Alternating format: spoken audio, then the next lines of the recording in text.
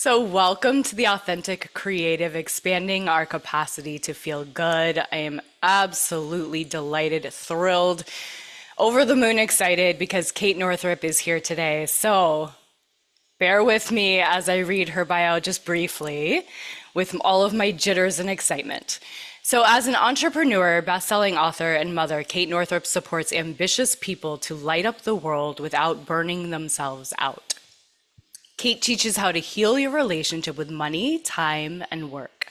She's the author of the bestsellers Money, a Love Story, and Do Less, the creator of the Do Less Planner and the host of the top-ranking podcast Plenty, which I've just been listening to, and it's absolutely fabulous.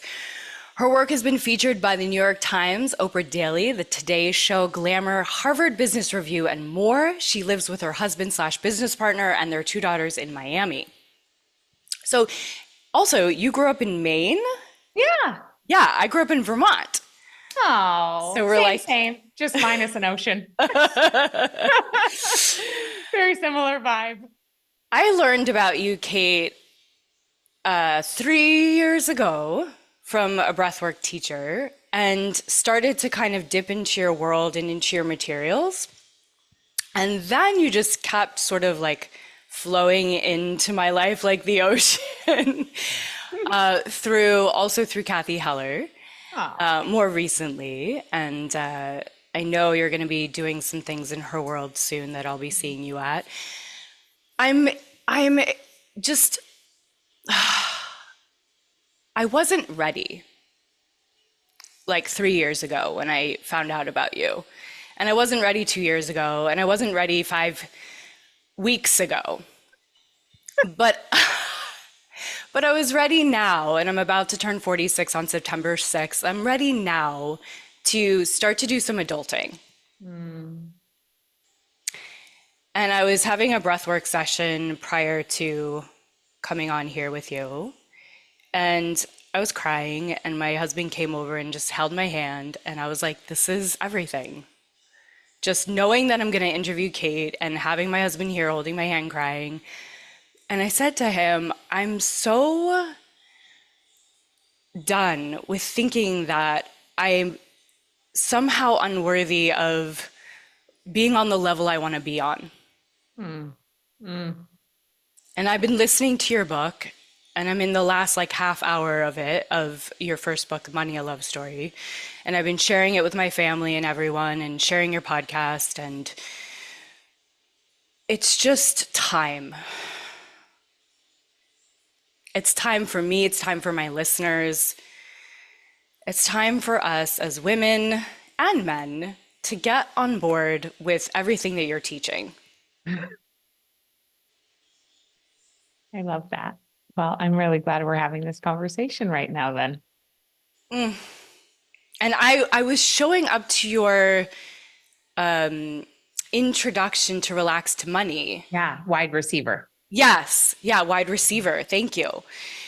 And I was listening to your stories about you and your husband and what you guys have been through, and you've just been through so much. And the relationship between you and your husband is so incredible.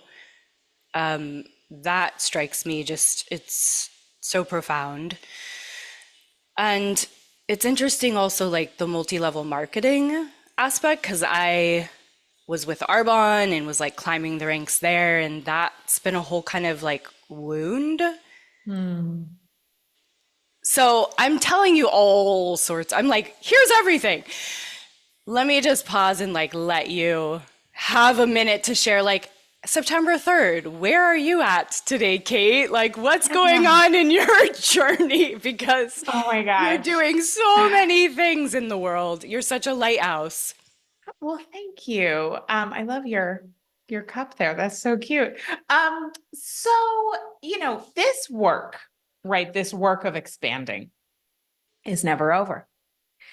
And this week, what I'm really present to is two things. One, how much more time I have available to me than I did 5 years ago. And I'm like, whoa, this is so cool. Like I would have said I was kind of like knew what I was doing 5 years ago. And I'm like, wow, the better it gets, the better it gets. This is so cool. I'm just like getting in the sauna and going to yoga and taking walks and reading books. I'm like, Oh, and last week I texted my mom and I was like, hey mom, like, you know, just don't ever assume I'm too busy to talk to you because I'm not. Like oh, just I really like when people say like, oh, you must be so busy. The truth is I'm not actually so busy. So that feels really good. And that's very present to me today. And then, we're just going through some little like things of growing our team over here, which also is part of the deal, right? Like as we expand, we'll hit up against our edges. And then it's like, that's not a sign it's not working. That's a sign it's working. So those are two parallel. I'm parallel experiencing like a lot more time availability and a lot more spaciousness in my schedule. And I'm happy to unpack why that is. And then the like of like, oh, and what do we do about those things that come up as we grow? yeah, I So want to hear both of happy to go those. down that road too. Yes, please. Yes, Yeah. the first one you were talking about why you're able to do less, how you've allowed yourself to do less. Yeah. So Let, one of the things that I've done a deep dive into since 2019 is really learning about the magic of the nervous system and how it impacts absolutely everything in which our life. I love so much because I'm a breathwork facilitator and that's like all my Perfect. language. Yes. Totally. Exactly. I've always been, one of the things that I'll say sometimes in joking is like, I speak for the body. Like I'm really was put here to be an advocate of the physical body and its ability to help us access everything we want, and to use it rather than to try to overcome it or transcend it.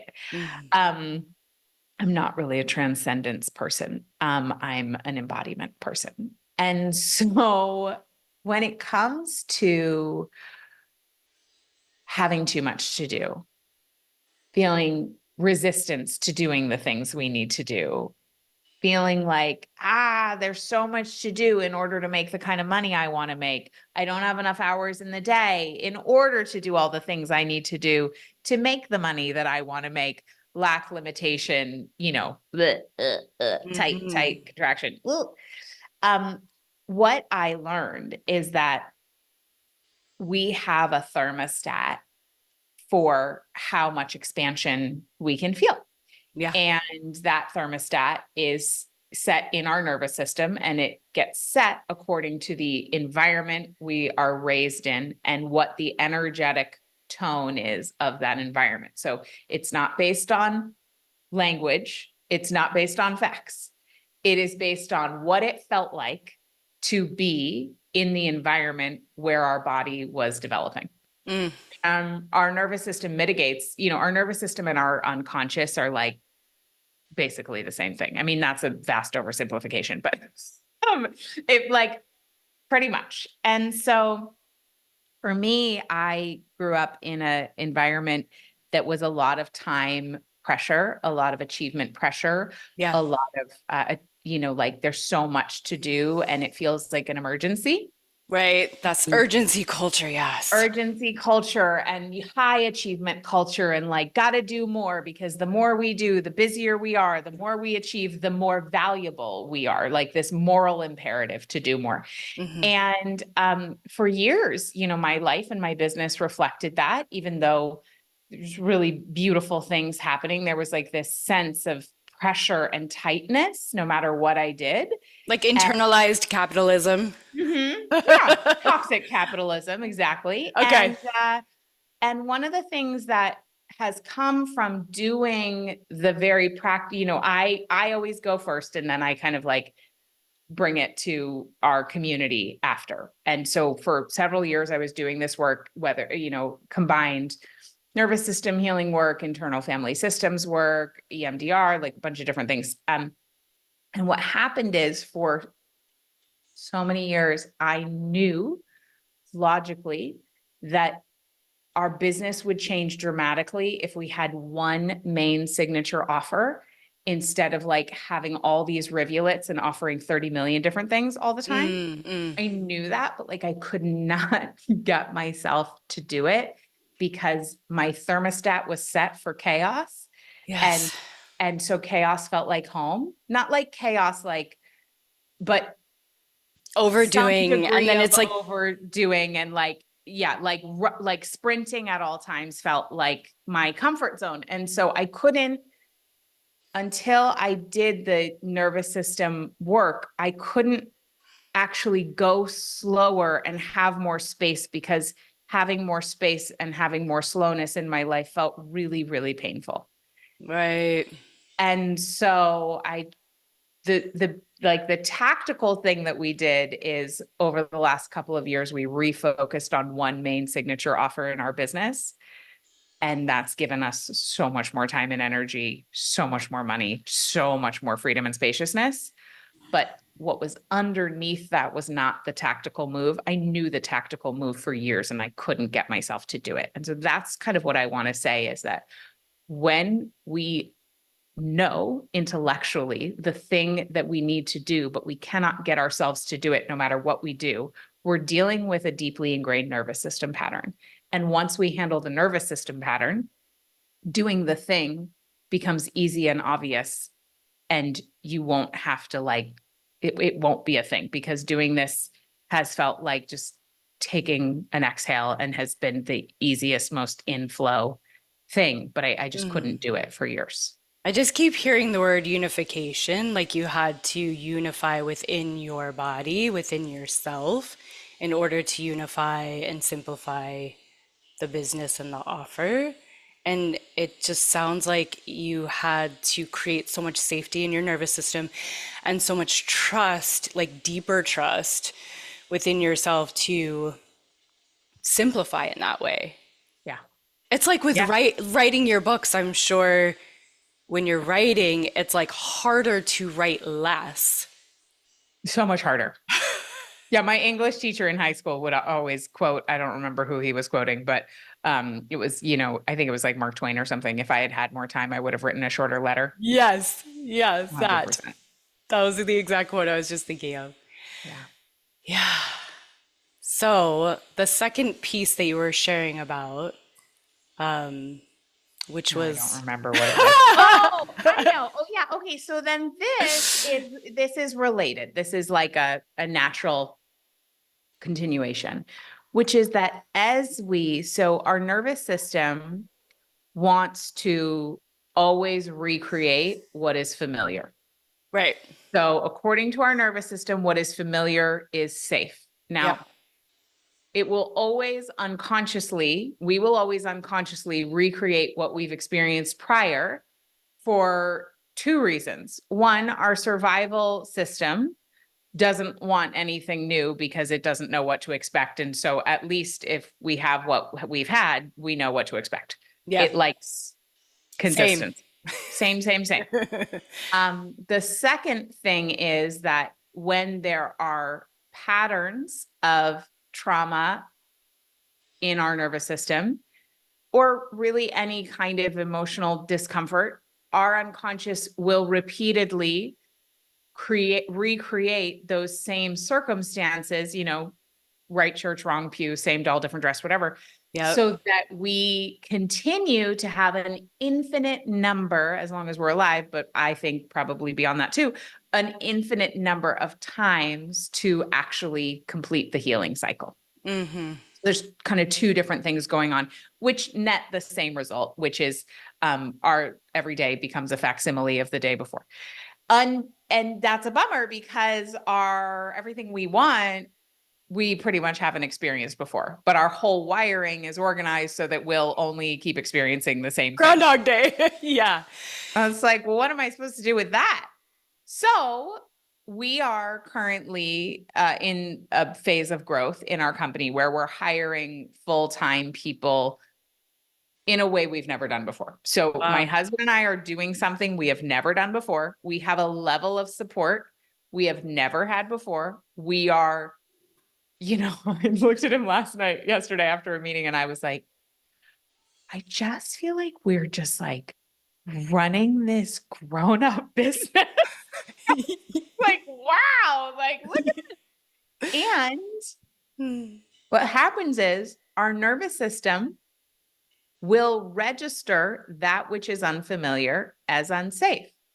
And resistance will show up when you get up at the edge of what you have experienced before. So Mike and I are currently beyond the edge of what we've experienced before. And so naturally, there's a feeling of resistance, discomfort. There's like some scheduling stuff that's happening. It's like, now on our default programming will then have us start to be like, oh, I must be going in the wrong direction. Oh, this isn't going to work anyway. Oh, I knew that I shouldn't dream this big. Oh, blah, blah, blah, blah, blah, people like me don't get to whoozy, whatever. I suck as a leader. I mean, all the things, right? Yep. What's actually just going on is your nervous system is like, I am being asked to create new neural pathways, and creating new neural pathways is energetically really expensive. So what I'm going to do is I'm going to shoot out all these limiting thoughts so that there's an an emotional response, so that the behavior is so that my human will step back from the growth, so that I don't have to expend the energy because I'm just over here trying to survive. Yeah, it's So like ego efficiency. Yeah. yeah, it's just Yeah. like rewiring an old house. If you need to redo the electric on an old house, it's just, it's expensive. You got to hire a good electrician. It's just expensive. It takes time. It's expensive. And so the nervous system is just like, let's not do that. I'm just trying to make sure we don't expend any unnecessary energy. And that's where limiting thought comes up. That's where all that bullshit comes from. And so when we're up at the edge of contraction, I'm sorry, up at the edge of expansion, Expansion. Yeah. and we go into resistance, whether it's behaviorally, we go into numbing behavior, we go into limiting beliefs, we go into like stinking thinking, right? We go, whatever is happening. To me, I'm always like, oh, this is good news, because it means I'm up at my edge. And so now my job is not to try to convince my thoughts otherwise, or work harder, or try to convince anyone else of anything. My job is to signal to my body that I am safe, so that it actually receives more energetic capacity to grow and fire new neural networks. Yeah. So when I first was introduced to you a few years ago, it was the saying that body first before business. Is that how do you say it? Body first, business second. But yeah, Yeah. basically body first. Yeah. And I grew up getting sick as a coping mechanism, and I still do that. And I'm interested in, I know you've gone through like your whole wellness journey.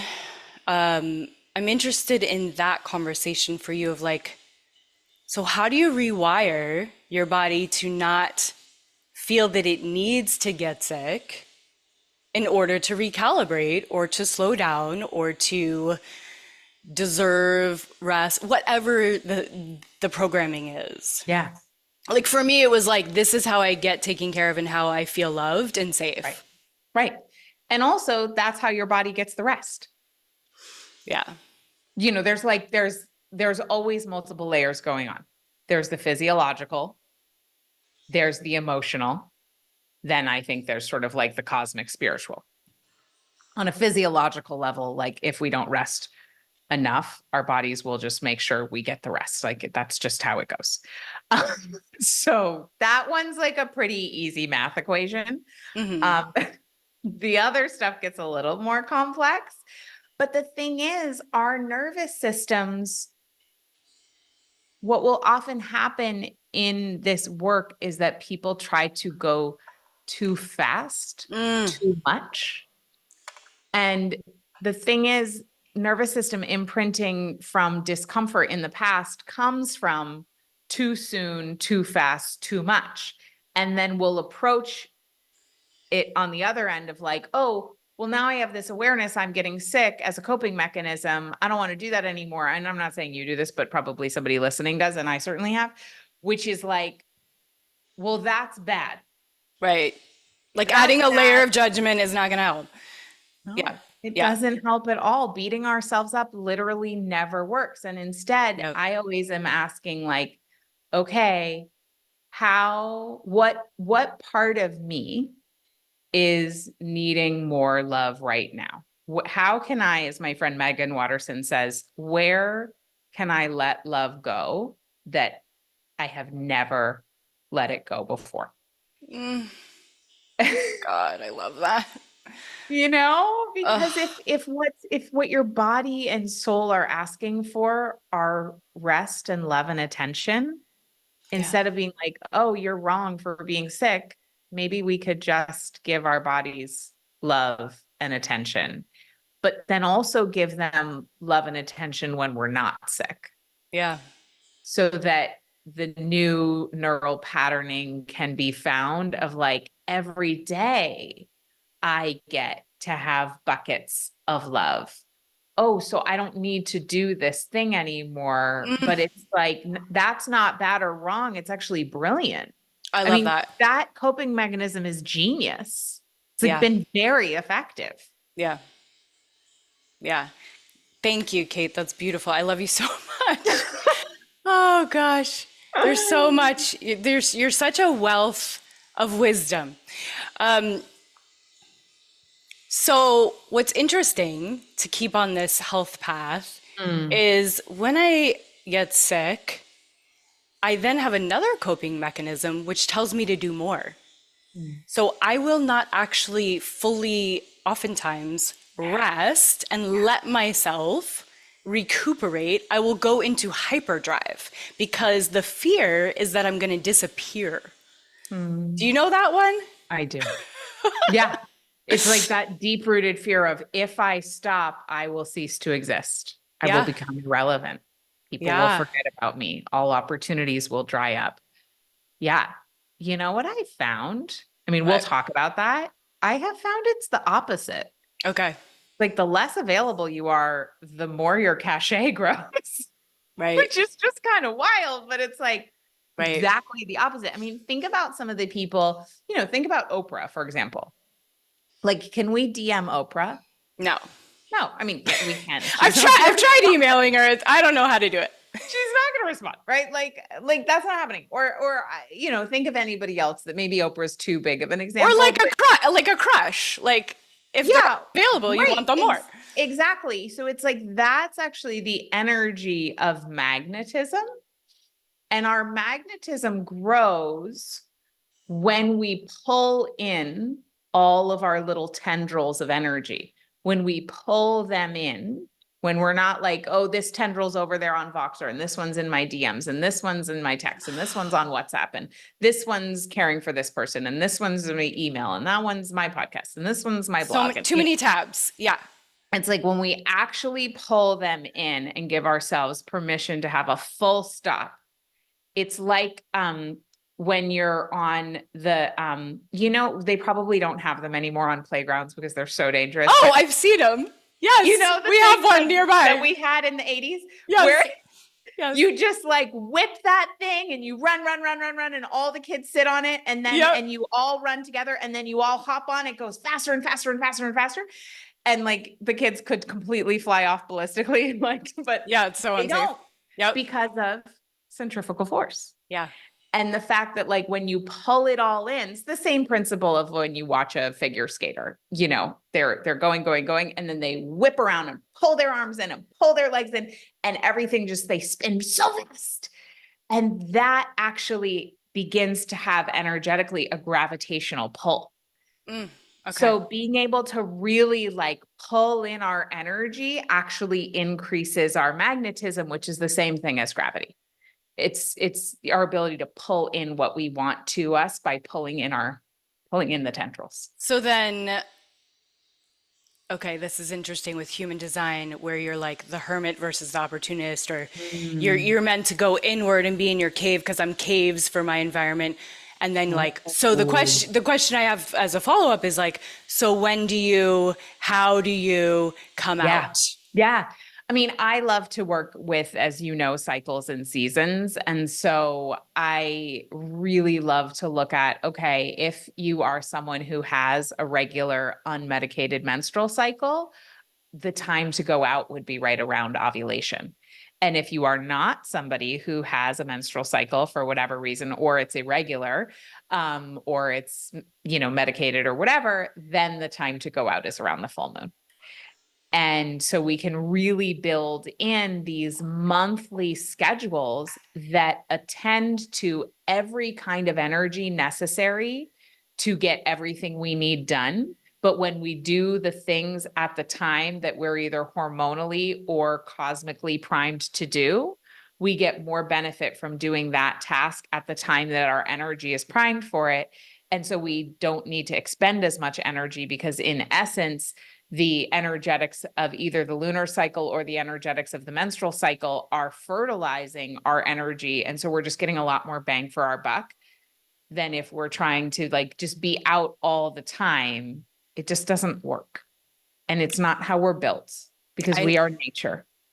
I notice that actually the times that I've been getting sick are when I'm on my period.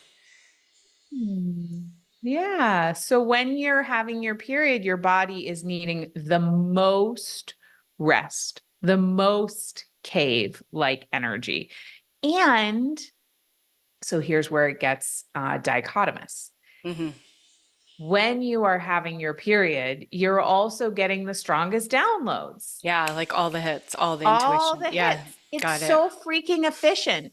If you just pull in the tendrils of energy, rest, and get out a journal, you'll solve a month's worth of problems and make a month's worth of decisions in like an hour. Mm.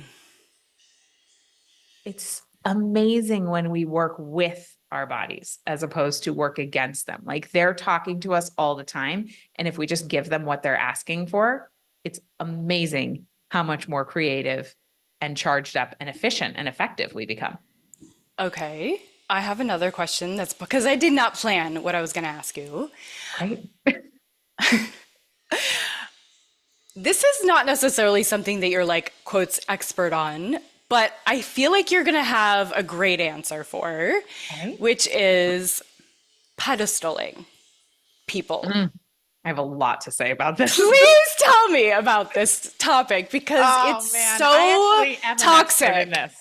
I am For an expert in Thank this you. because Okay, I good. grew up with a famous mother. Right. And so my family has been pedestalized and then profoundly depedestalized as well.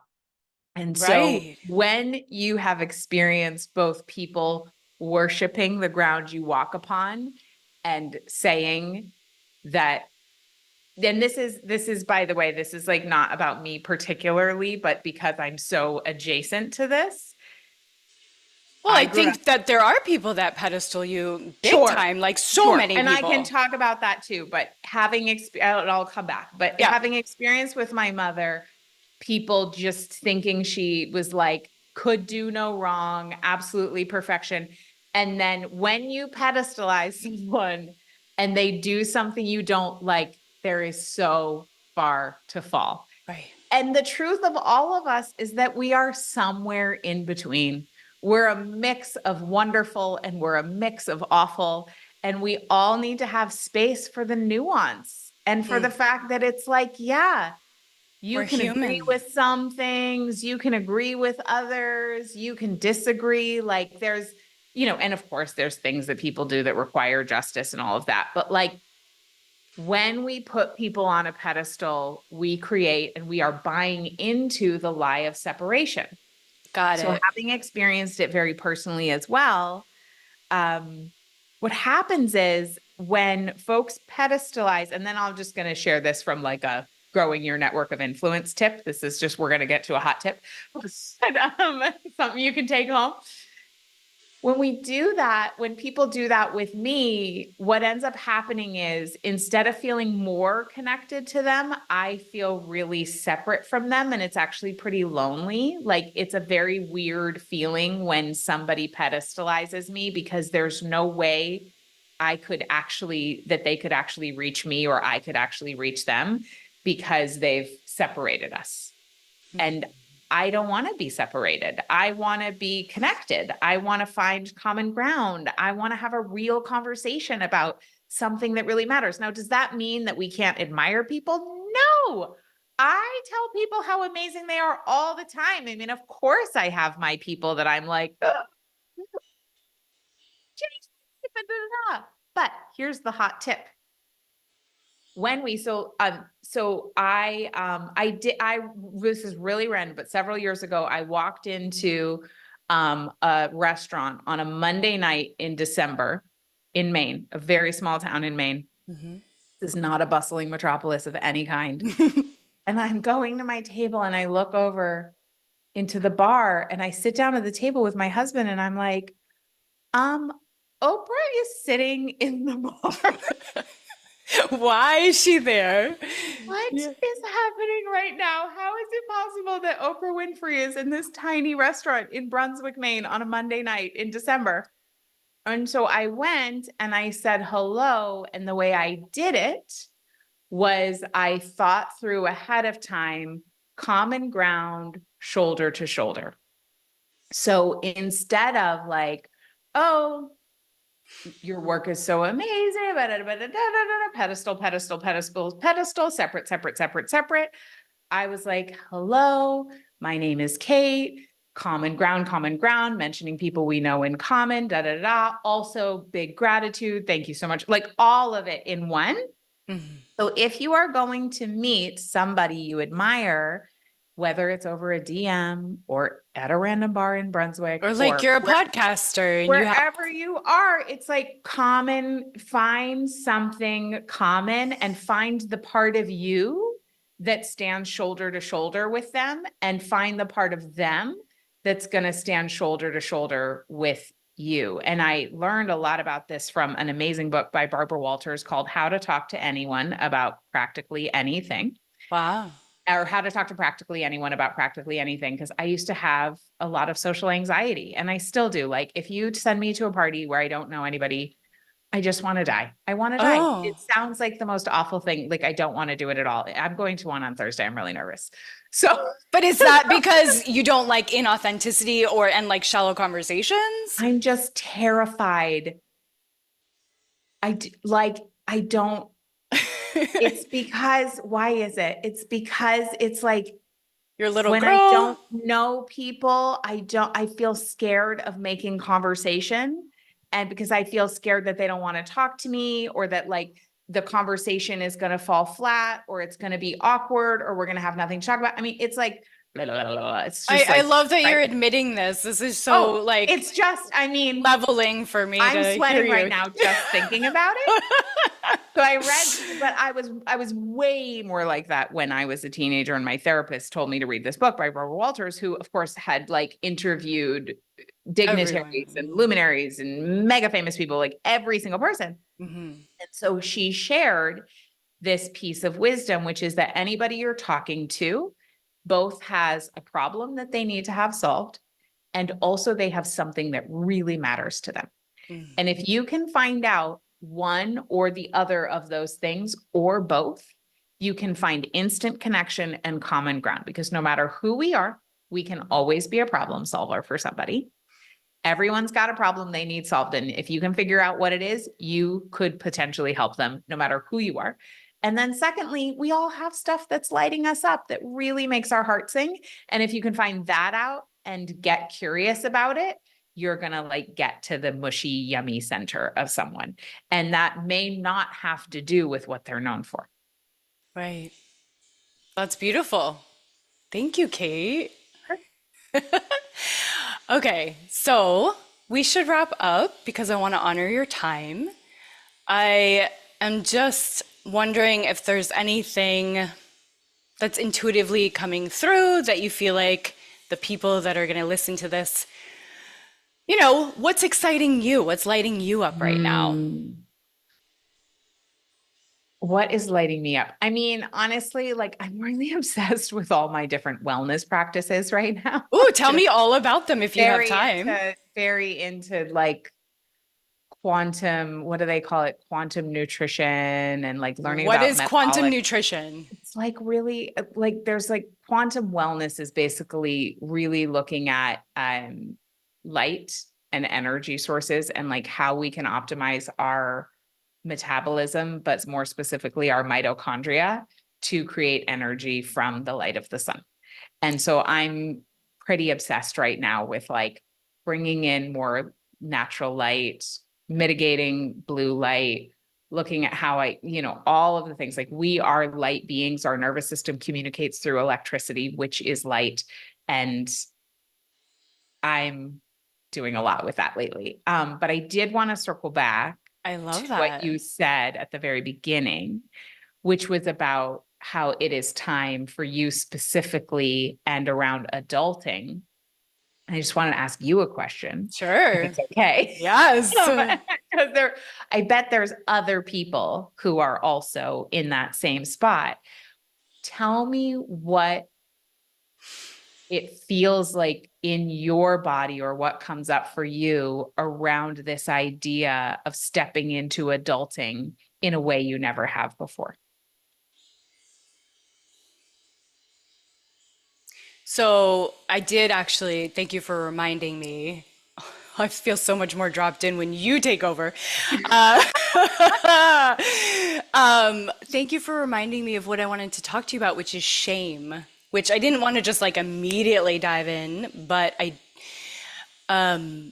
wrote down the Brene Brown quote that you were Mm. talking about in your book, because I love how in Money a Love Story that you really you have this way of making it safe and keeping it nurturing and nourishing to just be in the face of any shame that comes up around why am I not further? I'm this years old, like I'm turning 46 in 3 days. Like, why am I here? Yeah. And you talk a lot about you build in all of these pauses of like, let's breathe, let's make it safe, let's make it okay, like let's not judge ourselves, like let's get a yummy drink right now. And I love that because it allowed me to keep going with the book. And I've never, like growing up, there was always these books with like a woman with a really, really, really short haircut, like in a business suit on the cover. And I With was, her arms crossed. yes. And I was just like, that's not for me. And I'm not interested. And I'm not interested in just the male energy of it. And so I feel like you are on this cutting edge of embodying the feminine with the masculine of like logic, brain, and science and planning. And it just feels very all encompassing. So to answer your question, it's like making it safe to be where I am at, Mm. and it's okay. And my husband's been listening in the background as I've been walking around the house listening to your book. And I can feel him and see him because he's read so many of these books, but like he's like, it's really good. It's like letting it trickle through the whole system and just being okay to recalibrate. Like right before my birthday, it's always like almost like I want to call it a crisis, but let's rename it because it doesn't have to be. Oh, it's like a crucible, Yeah, it's a little like burning, a little burning off. what's no longer needed, let's shed that, let's make Yeah. it safe. We're going to scoop up all the versions of her. She's coming along and and it's okay. Like we're here now. And we're going to Yeah. look at this now and then also along with all the shame and making it safe is like, oh wow, actually I don't have any debt. And my husband's like, well, we do. And I'm like, okay. Like there's a HELOC thing that's going on with like these things that we're taking out of it. And I'm like, okay, but like I feel But also pretty like good. there's so many layers here. And of course we could go on and on and on, but I want to just because people will need to hear this. Okay. There's really smart ways of using, I call it invoices for blessings already received. Right. So, like, just for anyone listening, please know that there are really smart ways of using debt, and there's investment debt and consumer debt. And having debt does not make you a bad person, and it may actually be really smart. There are brilliant ways to use your assets to then create more assets. And it may be that you have done that. So I just want to point to the wisdom. And what happens is when we are in a shame story, Mm-hmm. there's a specific physiological patterning that happens, which of course we can break free from and dissolve and rewire through beautiful practices like breath work, and other nervous system healing practices. But a shame story makes us see through the eyes of, I am wrong. And so instead of, and of course, I don't know the details of your finances, but let's pretend that you've used your HELOC which by the way is a home equity line of credit for those listening. Perhaps you've used it to make a brilliant investment in your own business or something else, which is investing in yourself will always have the highest rate of return. No matter what, investing in yourself will always be the best investment.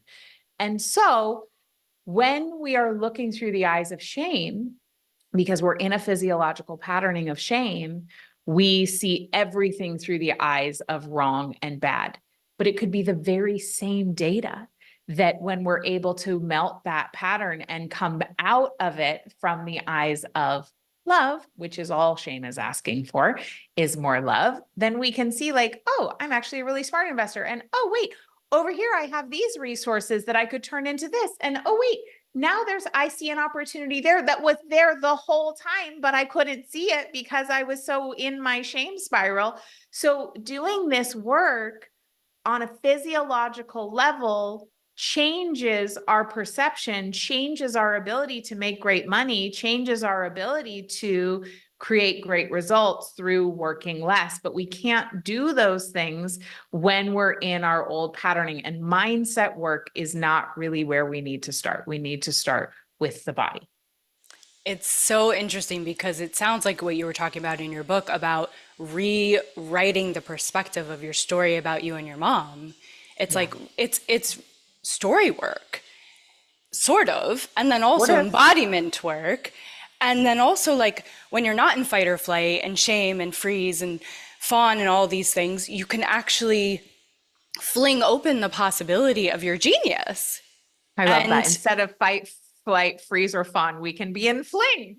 That is the new nervous system availability to be in a fling response. I love yes, just fling open the possibilities of Yeah. like, yeah, like you're saying, like, well, wait, there's actually really savvy things that you are doing, that you have done, and that you can do that are going to Yes. open up when you stop telling the story of you're wrong, or you can never do it right, or you're going to mess it up again. Yes. And the availability to stop telling those stories lies in your body, not your mind exclusively. Which is so about expanding our capacity to feel good, which is the subtitle of the podcast. So, expanding your capacity to feel good. Kate, anything you, as we wrap up here, want to say? I'm sure you could write a whole book about it. Yeah. I am working on a new book. I About just want to, expanding your capacity to feel good. yeah. Yeah. Yeah. Well, we live in an infinite universe. And specifically the female physiology, but really all physiology is designed to be limitless in terms of our capacity to feel good. So know that our ability to feel anything increases our capacity to feel good. We actually always have a choice about whether something's going to feel good or bad. Any sensation is just a sensation. We can transmute that anytime we want. And the more we feel safe, the more good we can feel. But safety has to come first. Thank you for that. Mhm. I love it. Well, I appreciate you so much. I'm really wanting to dive more and more into your work. And I don't know where that's going to start, but I'm ready to get into your world. So Amazing. I'm going to bring anyone who's listening along with me if they're interested, and we can do it together, do a little book club or something. So, where would you like people to find you on your Instagram or? Yeah, Instagram is a great place at Kate Northrup.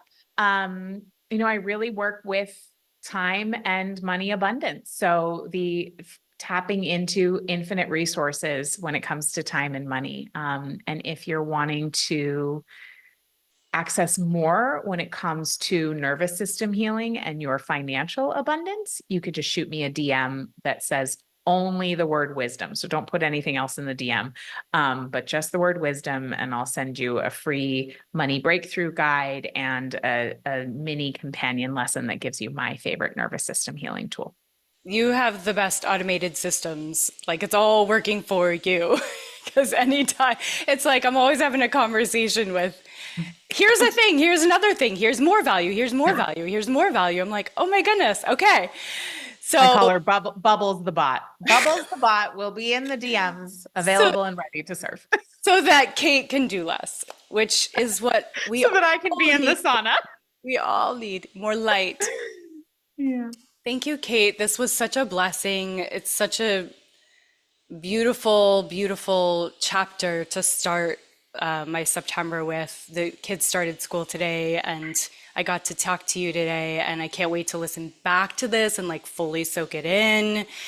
I can't wait to share this with my community. I'm so just in love with you, appreciative of you, and thank you for all the beautiful gems of wisdom and insight. And thank you for the work that you're doing for women in particular, but also for men just in the world. Like the revolutionary work that you're doing is just so, so, so important. And I'm so grateful. Thank you so much for having me. Thank you. And You're happy birthday welcome. week. Thank you.